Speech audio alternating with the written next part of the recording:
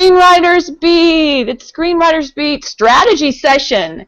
And today we are very happy to have a Hollywood reader with us, the very talented Howard Casner. Welcome, Howard. Hello, hello. How are you? Great. It's so exciting to have you here because Howard is not only a playwright. Thank you. You're not only a playwright, and I believe you've had plays in many cities. Well, I'm primarily a screenwriter now and script consultant. I really haven't done much in theater since the first few years of the new millennium. Oh, well, I still think that's great. It's a wonderful background for screenwriting, and it really gets you into the character. But in addition to that, you are a Hollywood reader. Whoops, hold on. I'll get to you. Oh, there you go. Tell us. Go ahead. I'm sorry? I said, but in addition, you are a Hollywood reader for some big contests, yes. Right?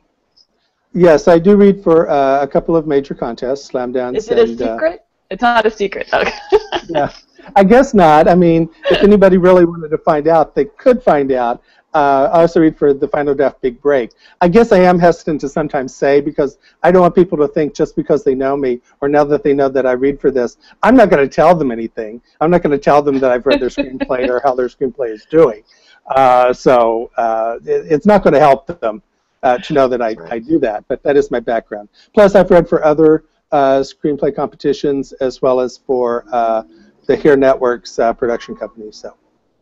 Oh, that's great. So it's not just contests. You also read for a production company, and I think that's amazing. I haven't done that for a few years. Mm-hmm. For a few.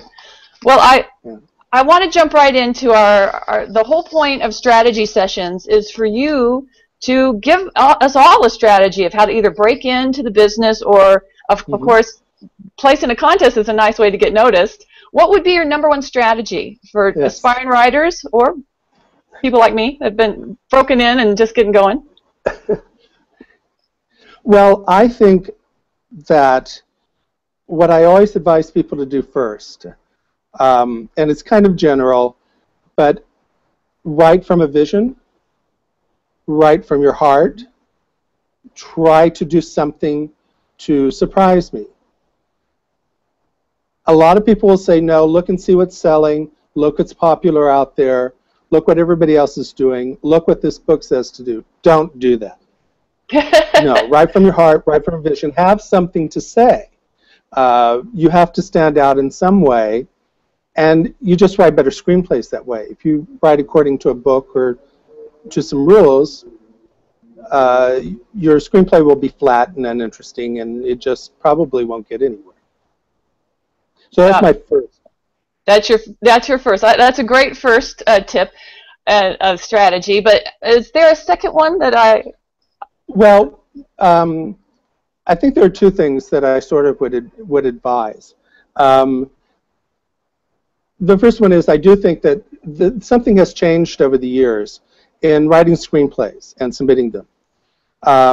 Readability has become more and more important. It has to be readable. It has not just readable, it has to be easy to read. It has to, the way it looks on the page, the way it comes across, it just has to be readable. It used to be that wasn't necessarily the primary thing. You would do things like put in camera setups, transition shots, long paragraphs, very detailed blocking. All of that is sort of gone now. You want more white space. You want plots that are not necessarily uncomplicated. You can make the plots as complicated as you want, but they have to be understandable. The paragraphs have to be readable. It just has to be very, very readable. What percentage of screenplays do you see that aren't readable? More than you would think. Oh, no. I mean, I will constantly, it's gotten worse in the last few years, actually. Strangely enough, you would think it would have gotten better. Yes, but in the last few years, I read these screenplays, and by page 10, I'm going, I have no idea what's going on. I have no idea what the plot is. I don't know anything about what's going on. Finally, I somehow get some idea of the plot as I finally muddle through it. And sometimes even if the plot is clear, you have these things where they have 10 paragraphs in a row of 10 lines each, and you open that up as a reader and you're going, oh God, do I have to really read all this? And people who do that generally don't know what's important, what's not important to put in a narrative paragraph. It's also other things too, like the camera angles. Well, people will put in camera angles. People will block the actors instead of giving them necessary furthering the plot. They'll block. Turn and walk toward the door. Things like that. And it just adds up. Incorrect formatting is still also a big problem, and I don't understand that. There are just too many books out there for formatting for anybody to make a mistake. It's out there for free. I do want to think. Yes, but I have to be honest. I don't really understand bad forming. I will never understand bad formatting. It's just, that's like not knowing grammar when you write a novel. You just can't do it. I think the third thing, though, that I think I would advise new writers is to actually do it yourself, especially your first film. Write what is called a contained movie that takes place in one more or less location, very few characters over a short period of time. Find a director and find a producer and co-produce it yourself. And that's the way to start now. Now, entering contests can help you there because it can help you raise money and do things like that. But I would suggest people see movies like Coherence, It's a Disaster, The Blair Witch Project, things that, Baghead, things that take place in very contained area. All these movies did very well. They did. It's great strategy to get in and actually really learn how the business works and what you need and don't need in a script. That's so cool. I want to talk about, I know you had a very successful, and you still do, blog that you turned into a book. And it's called Rantings and Ravings of a Screenplay Reader. It's on Amazon. Yes. Give us a little pitch about why we need to buy your book, because I've read it. It's very good. Well, I think one of the things that does make it a bit different is, I'd have to be honest, and I don't want to discourage anybody from buying it, it really isn't necessarily for someone who's never written a screenplay before. I agree. It's actually much more useful for people who have written a couple. In fact, I start off with my 10 Commandments, and the very first commandment is, thou shalt not read a book on screenplays or take a class or listen to a guru until you've written 2 or 3. If for no other reason than you're trying to correct a problem that doesn't even exist yet. So mine is actually more for people who have written a couple. They're especially for people who say, I enter all these contests and I keep giving it to production companies and I keep getting rejected and I have no idea why. And in reading for contests over the years, I noticed that people tend to make the same mistakes over and over and over again. So that's one thing that's very important about it. It's sort of divided into certain sections, and the most useful one, I think, for writers are the essays on what I learned reading for screenplay competitions. And I do start out with the first 3 essays are about just unreadable screenplays that I just have no idea what's going on and I can't follow. So I think it's very important. I also have some other general essays that I would like people to read, because I think one of the things that screenplay new writers aren't trying to do anything. They don't really have anything to say. They don't have a vision. They're not writing from their heart. To be honest, I'm not sure why half of them write a screenplay.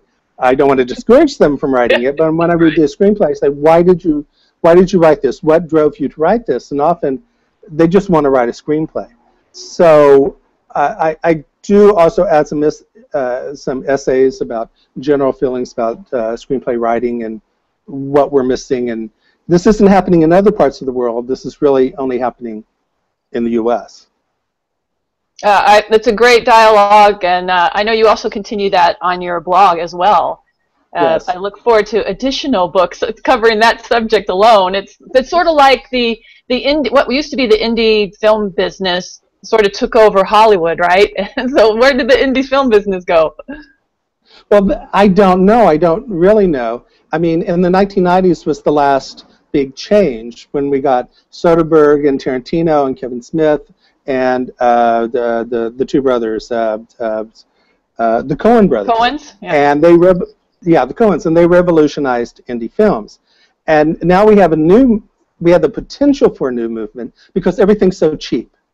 Cameras are cheap. Everything's cheap. Anybody can make a movie, even people who don't really have a reason to make a movie. And I'm not telling them not to make a movie. Make the movie, but find a reason to make a movie. Find a reason for your movie to exist. And simply imitating the last things that have made money or won awards or what happens to be popular right now is not really the way to go. You're not saying anything, you're just imitating other people. I agree. You're bringing back the creative process to screenwriting and not just making it pulp, right? Well, I definitely recommend reading. Yes. Oh, sorry, go ahead. No, I think I was going to say something like, something I've been covering in my latest essays, is I think in the U.S. there's a conflict now between art and commerce.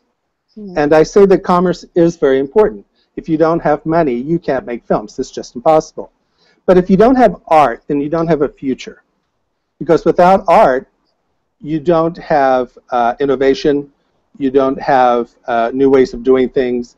It just stagnates. So you have to have both. And right now, all I think we tend to concentrate on in the U.S., including new writers, is commerce. And I'm going, if you do that, it's self-defeating. It is. Well, you know, from your book, it made me think of the number 6 commandment, thou shalt remember that stories should be character-driven, not plot and concept-driven, even when they are plot and concept-driven. I think it's a great point. Right. I think that the one thing I always tell people is you have to make me interested in the characters. If I'm not interested in the characters, it really doesn't matter what the plot is. There are always exceptions. I mean, Snakes on a Plane, I don't care how good those characters are. It's a terrible movie, but it's so watchable, and it made a lot of money. But the vast majority of the time, if you don't have characters, then it's very hard, especially in independent movies and in entering contests, to get anywhere. If you're a studio and you do stuff like Godzilla and Dawn of the Planet of the Apes, where the characters aren't particularly interesting and who really cares, you can still make a lot of money. But new writers, they don't get those. You have to do your own. And if I'm not interested in those characters, then it doesn't really matter. And there's a kind of I think, something that's floating around that I think is a real mistake.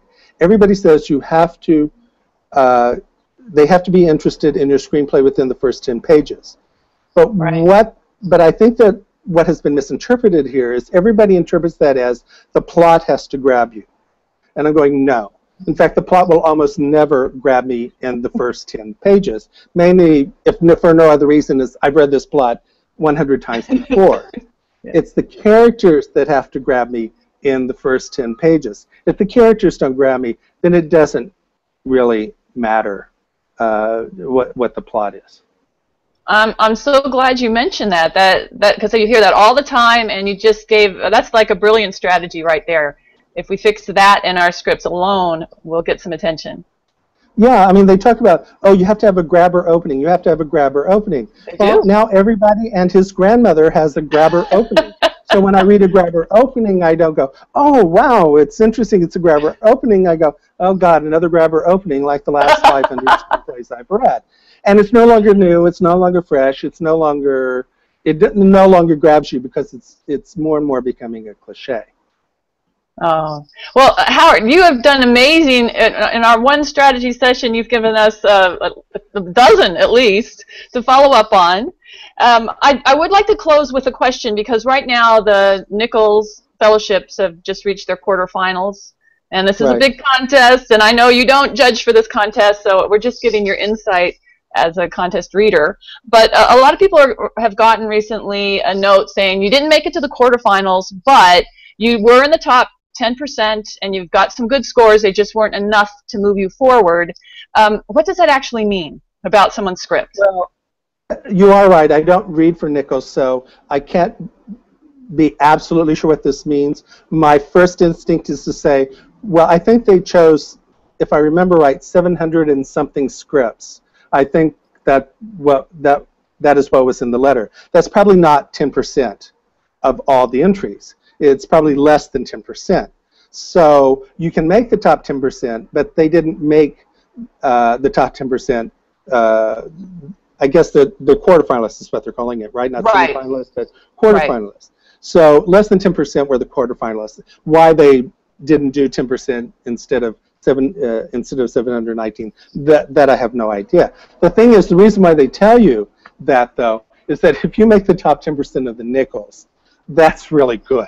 Yeah, I would say so. That is really good. You definitely, whenever you send out the script, you want to say, I made the top 10% of the nickels for this year. So the nickels is probably one of the few screenplays of contests where if you say something like that, it actually means something.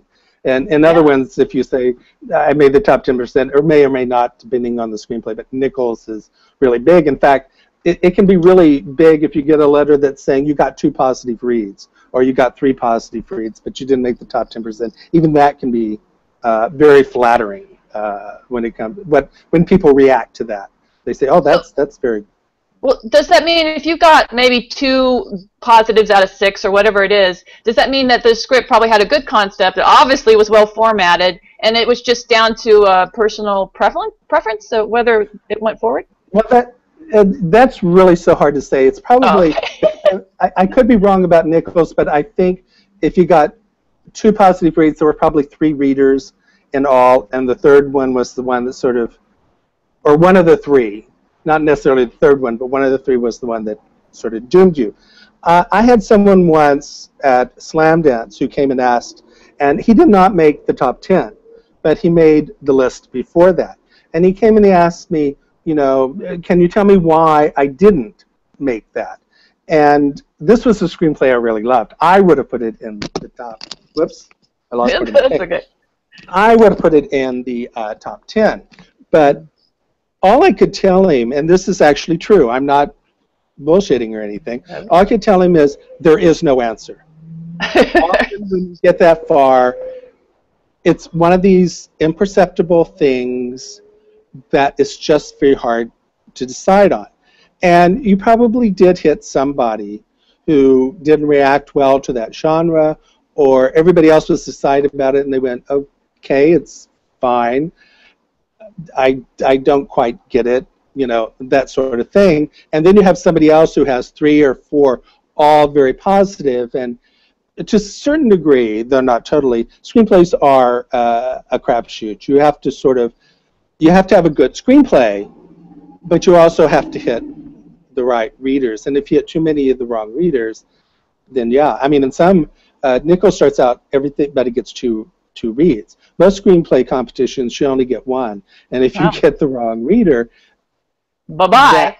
That can be that. Yeah. At the same time, if you're entering 10 contests a year and you're never getting anywhere, you probably do have to sort of look at the screenplay and sort of figure.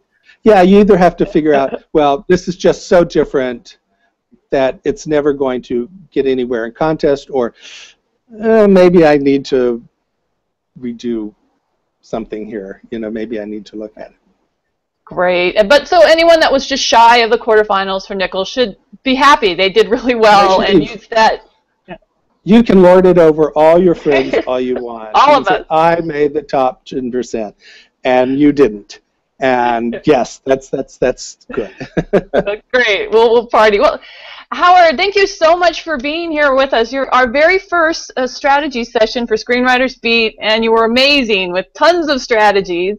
And I recommend that everyone goes out and gets your book, The Rantings and Ravings of a Screenplay Reader.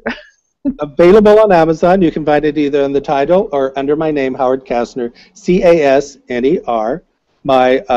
I'm on Facebook. I'm the only Howard Casner, like on Facebook, on Twitter, because of the spelling of my last name, and combine it with Howard. There's nobody else out there. I also have a Howard Casner script consultation page on Facebook. I have the book, and my blog is on WordPress. So it's howardcasner.wordpress. Great. Well, we will put all those links. That's all the commercial. It's a good commercial. Thank you again. And we look forward to more books. Voice cracking. Yes. Yes, I realized, once I published that book, I realized, oh my God, I have to start really blogging again. Yeah, people want more. More. Yes. Well, thanks again to Howard Casner, and happy writing, Thank you, and Ann. keep writing, everybody out there. You can do it. Yes.